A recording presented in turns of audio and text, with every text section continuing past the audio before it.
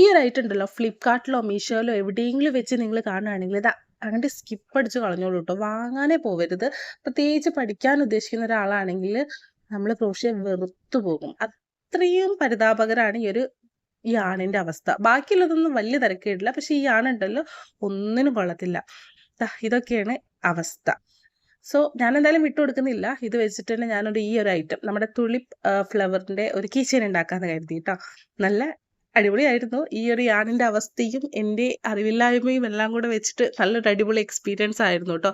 First സ്റ്റെപ്പാണ് magic ring. Magic ring ആണ് almost നമ്മൾ ക്രോഷ്യയിൽ പഠിച്ചിരിക്കേണ്ട ഒരു ഇമ്പോർട്ടൻ്റ് ആയിട്ടുള്ള ഒരു കാര്യം. സോ അത് ഞാൻ പഠിച്ചുകൊണ്ടിരിക്കുകയാണ്. അതിൻ്റെ ടെക്നിക്കൊക്കെ എനിക്ക് ഈസി ആയിട്ട് മനസ്സിലായി. പക്ഷെ എന്തുകൊണ്ടോ അത് അടിപൊളിയായിട്ട് വന്നിട്ടുണ്ടായിരുന്നില്ല. മേ ബി യാണിൻ്റെ ഇഷ്യൂ ആണോ ഇനി എൻ്റെ തന്നെ പ്രശ്നമാണോ എന്നൊന്നും എനിക്കറിയത്തില്ല.